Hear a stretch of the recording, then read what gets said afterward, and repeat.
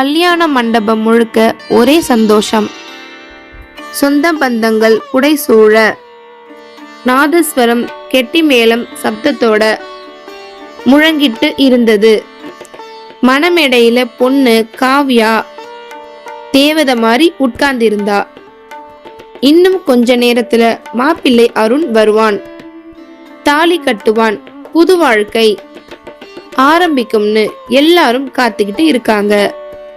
ஆனா அந்த ஒரு நிமிஷத்துல அங்க நடந்த விஷயம் மொத்த மண்டபத்தையும் உலுக்கி போட்டுச்சு.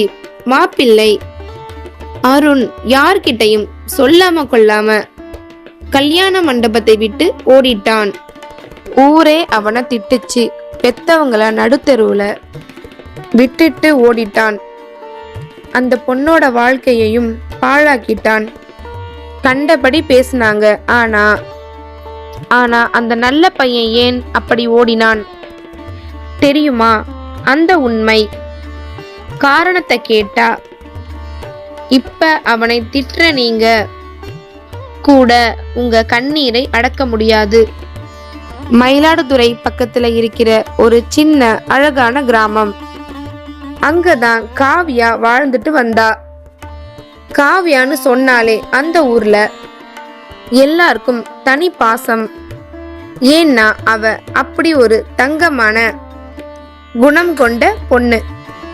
முகம் எப்பவுமே சிரிச்சுக்கிட்டே இருக்கும். யாருக்கும் கெடுதல் நினைக்காத மனசு. ஆனா பாருங்க, நல்லவங்களுக்கு தான் இப்படி ஒரு காலம் எப்பவும் சோதனையை தரும்னு சொல்லுவாங்க. அது காவ்யா விஷயத்துல ரொம்பவே உண்மை ஆகிடுச்சு. சின்ன வயசுலயே அவ அப்பாவை இழந்துட்டா. அம்மாதான் எல்லாமே. ஆனா விதி அங்கேயும் விளையாடிடுச்சு. அவங்க அம்மாவுக்கும் கொஞ்ச நாளா உடம்பு சரியில்லாம போகி அப்படியே படுக்கை பாயா ஆகிட்டாங்க. பாவம் காவ்யா இந்த சின்ன வயசுல குடும்ப பாரம் அவ தோள்ல விழுந்துச்சு. காலையில சீக்கிரம் எந்திரிச்சு அம்மாவுக்கு தேவையான பணியுடைய செஞ்சிட்டு அப்புறம் வேலைக்கு ஓடுவா. 4 காசு சம்பாதிச்சு அதுல வர்ற வருமானத்தை வச்சுதான் அம்மாவோட மருத்துவ செலவும் வீட்டு செலவையும் பார்த்துக்கணும்.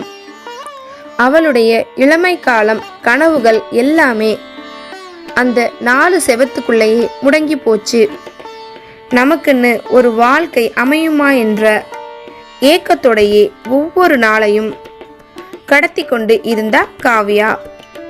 அதே கிராமத்துல தான் அருணும் இருந்தான். அருண் ரொம்ப சாதாரணமான பையன்தான். ஆனா அவனுடைய மனசு ரொம்ப பெருசு. காவ்யாவை அவனுக்கு நீண்ட நாளாகவே பிடிக்கும். அது வெறும் காதல் மட்டும் அல்ல, அவ மேல மரியாதையும் வச்சிருந்தான். காவ்யா படுற கஷ்டத்தை பார்த்து அவன் மனசு துடிக்கும். எப்படியாவது அவளுக்கு உதவணும்னு நினைப்பான். நேர்ல போய் பேச தயக்கமா இருந்தாலும் அவளுக்கு தெரியாமலேயே பல உதவிகளை செஞ்சிருக்கான். காவ்யாவோட அம்மாவுக்கு உடம்பு முடியாதப்ப ஹாஸ்பிட்டலுக்கு கூட்டிட்டு போறதுல இருந்து மருந்து வாங்கி தர்றது வரைக்கும் அருண் முன்னாடி நிற்பான். ஒரு நாள் அருண் தைரியத்தை வரவழைச்சுக்கிட்டு காவ்யா கிட்ட போனான். அவ கண்களை நேரா பார்த்து சொன்னான், காவ்யா, நான் உன்னை கல்யாணம் பண்ணிக்கணும்னு ஆசைப்படுறேன். இது ஏதோ ஆசையில சொல்ற வார்த்தை இல்ல. உன்னை மட்டும் இல்ல, உன் அம்மாவையும் என்னுடைய சொந்த அம்மா மாதிரி நான் பார்த்துப்பேன். உன் கஷ்டங்கள் எல்லாத்தையும் நான் ஏத்துக்கிறேன். எனக்கு அந்த ஒரு வாய்ப்பை தருவியான்னு கேட்டான். காவ்யாவுக்கு ஒரு நிமிஷத்துல என்ன சொல்றதுன்னே தெரியல. கண்ல தண்ணி முட்டிக்கிட்டு வந்துடுச்சு. அவளோட நிலைமைய புரிஞ்சுக்கிட்டு அம்மாவையும் ஏத்துக்கிறேன்னு ஒருத்தவன் கிடைக்கிறது எவ்வளவு பெரிய விஷயம். அருணோட அந்த நல்ல மனசை பார்த்து கலங்கிய கண்களோடு சம்மதம் சொன்னால் காவ்யா. ஊரே நிற்கிற மாதிரி கல்யாணம் ஏற்பாடு நடந்துச்சு. கல்யாண நாள் அன்னைக்கு மண்டபம் களை கட்டி இருந்தது. சொந்தக்காரங்க, ஊர்க்காரங்கன்னு எல்லாரும் வந்துட்டாங்க. சிரிப்பு சத்தம், வாழ்த்து சத்தம், இப்படின்னு மண்டபமே சந்தோஷத்துல மிதந்துகிட்டு இருந்துச்சு. காவியா பட்டு புடவையில அழகா ரெடியாகி வந்து மேடையில அமர்ந்தா. அவ முகத்துல ஒரு பக்கம் சந்தோஷம் இருந்தாலும் இன்னொரு பக்கம் நம்ம அம்மா இனிமே நல்லா இருப்பாங்க, நமக்கும் ஒரு நல்ல வாழ்க்கை அமைய போகுதுன்ற நிம்மதியும் இருந்தது. இதுதான் என் வாழ்க்கை மாறப்போற நாள்னு மனசுக்குள்ள நினைச்சுக்கிட்டு அருணுக்காக காத்துக்கிட்டு இருந்தா. சரியான நேரத்துக்கு அருணும் மண்டபத்துக்கு வந்தான். பட்டு வேஷ்டி சட்டையில் மாப்பிள்ளை கோலத்துல அருண் அழகா இருந்தான். ஆனா அவனோட முகத்துல ஒரு சின்ன பதட்டம், ஒரு விதமான டென்ஷன் தெரிஞ்சது. அது யாருக்கும் புரியல. கல்யாண கலைப்பு அப்படி இருக்கான்னு எல்லாரும் நினைச்சிட்டாங்க. சரியாக தாலி கட்டுற நேரம் நெருங்கிட்டு இருந்துச்சு. ஐயர் மந்திரம் ஓத ஆரம்பிச்சாரு. கெட்டி மேளம் கொட்ட தயாராக இருந்தது. அந்த நேரத்துல அருணோட போனுக்கு ஒரு கால் வந்தது. யாருன்னு பார்த்தேன். ஹாஸ்பிட்டல்ல இருந்து போன். பதட்டத்தோடையே அருண் வெளியே போய் கால் அட்டன் செய்தான். போன்ல பேசின டாக்டர் சொன்ன வார்த்தை அருண் தலையில இடி விழுந்த மாதிரி இருந்துச்சு. அருண், சீக்கிரம் ஹாஸ்பிட்டலுக்கு வாங்க, உங்க அப்பாவுக்கு திடீர்னு ஹார்ட் அட்டாக், நிலைமை ரொம்ப சீரியஸா இருக்கு, ஐசியூல வச்சிருக்கோம், நீங்க உடனே வரணும்னு சொல்லிட்டு போனை வச்சுட்டாங்க.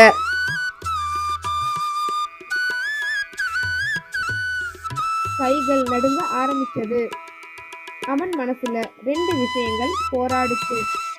ஒண்ணு, இங்க மேடையில காத்துக்கிட்டு இருக்கிற காவியா, அவளோட வாழ்க்கை இந்த ஊர் சனம். இன்னொன்னு, அங்க உயிருக்கு போராடிக்கிட்டு இருக்கிற அவனோட பெத்த அப்பா. ஒரு நிமிஷம், ஒரே ஒரு நிமிஷம்தான் யோசிச்சான் அருண். கல்யாணம் அப்புறம் கூட பண்ணிக்கலாம், ஆனா அப்பா போயிட்டா திரும்ப வரமாட்டாரு என்ற உணர்வு அவனுக்குள்ள மேலோங்குச்சு. அப்பாவை காப்பாற்றணும் என்ற துடிப்புல அவன் எதை பற்றியும் யோசிக்கல. அவன் யார்கிட்டையும் சொல்லல. காவியா கிட்ட கூட ஒரு வார்த்தை சொல்லல. மண்டபத்துல இருந்து நேரா வெளியே ஓடினான். வாசல்ல நின்ன தன்னோட பைக்கை எடுத்துக்கிட்டு மின்னல் வேகத்துல ஹாஸ்பிட்டல் நோக்கி விரைந்தான். உள்ளே மண்டபத்துல மாப்பிள்ளையை காணோம்னு பேச்சு ஆரம்பிச்சிச்சு. பெரிய கலவரமே ஆரம்பிச்சிச்சு. மாப்பிள்ளை அருண் ஓடிட்டான் என்ற செய்தி காட்டு தீ மாறி பரவுச்சு. காவியாவோட அம்மா அதிர்ச்சியில மயங்கி விழுந்தாங்க. காவியா மணமேடையில உடைஞ்சு போயிட்டா. கல்யாண கோலத்துல இருந்த அவ அப்படியே அழுதுகிட்டே தரையில உட்கார்ந்துட்டா. என்னை ஏமாத்திட்டாரே, என் அம்மாவை யார் பார்த்துக்குவா, நான் என்ன பாவம் செஞ்சேன் நினைச்சு கதறி அழுதா. ஊர்க்காரங்க எல்லாரும் அருணையும் அவன் குடும்பத்தையும் கண்டபடி திட்டி தீர்த்தாங்க. அந்த சந்தோஷ மண்டபம் ஒரு நொடியில சுடுகாடு மாதிரி ஆகிடுச்சு. ஆனா அங்க ஹாஸ்பிட்டல்ல அருண் அழுதுகிட்டே ஐசியூ வாசல்ல நின்னுகிட்டு இருந்தான். டாக்டர்ஸ் எவ்வளவோ முயற்சி செஞ்சாங்க. அருண் உள்ள போய் அப்பாவை பார்த்தான். அவர் மயக்கத்துல இருந்தாரு. அருண் அவரோட கைகளை பிடிச்சுக்கிட்டு, அப்பா நான் வந்துட்டேன்பா, என்னை விட்டுட்டு போகாதீங்கன்னு கண்ணீர் விட்டு அழுதான். அந்த ஒரு நிமிஷம் அவனுக்கு கல்யாணம், காவியா எல்லாமே மறந்து போயிடுச்சு. அவனோட உலகம் அந்த ஐசியூ பெட்ல இருந்த அவங்க அப்பா மட்டும்தான். ஆனா விதி ரொம்ப கொடூரமானது. அருண் எவ்வளவோ வேண்டி விரும்பியும் டாக்டர்கள் போராடியும் அருணோட அப்பா சிகிச்சை பலனின்றி உயிர் இழந்தார். அன்னைக்கு ராத்திரி அவனோட உலகம் இருண்டு போச்சு. அப்பாவோட உடலை வச்சுக்கிட்டு அழுதுகிட்டே கழித்தான் ராத்திரியை அருண். 2 நாள் கழிச்சு அப்பாவோட காரியங்கள் எல்லாம் முடிஞ்சதும் அப்புறம் அருண் ரொம்ப சோகமா கலைந்த முகத்தோடு கிராமத்துக்கு திரும்பி வந்தான். அவன் வர்றதை பார்த்ததும் ஊர்க்காரங்க எல்லாரும் அவனை சூழ்ந்துக்கிட்டாங்க. ஏண்டா இப்படி செஞ்ச? அந்த பொண்ணு வாழ்க்கைய ஏன் பாழாக்கின? ஆளாளுக்கும் திட்டினாங்க, அடிக்க போனாங்க.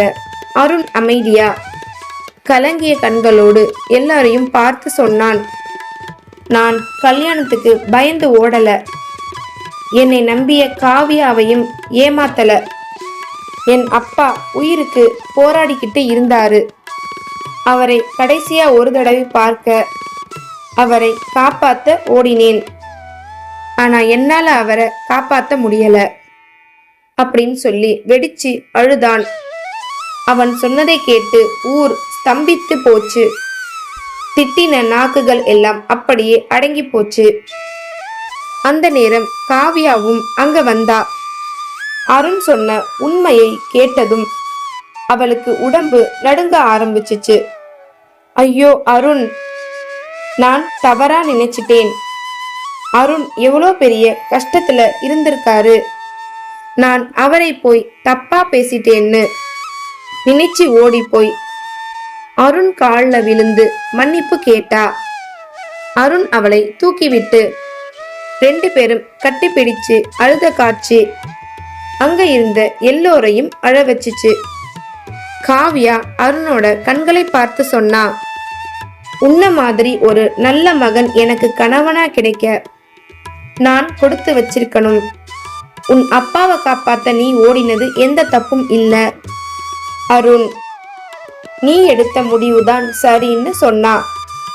சில நாட்களுக்கு பிறகு அருணோட அப்பாவோட துக்கம் கொஞ்சம் மறைஞ்சதும் அதே மண்டபத்துல அதே சொந்த பந்தங்கள் முன்னாடி அருண் காவியா கல்யாணம் ரொம்ப எளிமையா நடந்தது. ஆனா இந்த தடவை மண்டபத்துல இருந்து எல்லாரும் ஒரே ஒரு விஷயத்தை தான் திரும்ப திரும்ப சொன்னாங்க. அருணோட காதல் உண்மையானது. பெத்த அப்பாவை மதிக்கிறவன் கண்டிப்பா பொண்டாட்டியையும் நல்லா பார்த்துப்பான்னு வாழ்த்துனாங்க. வாழ்க்கையில நாம கத்துக்க வேண்டிய பாடம் இதுதான் ஃப்ரெண்ட்ஸ்.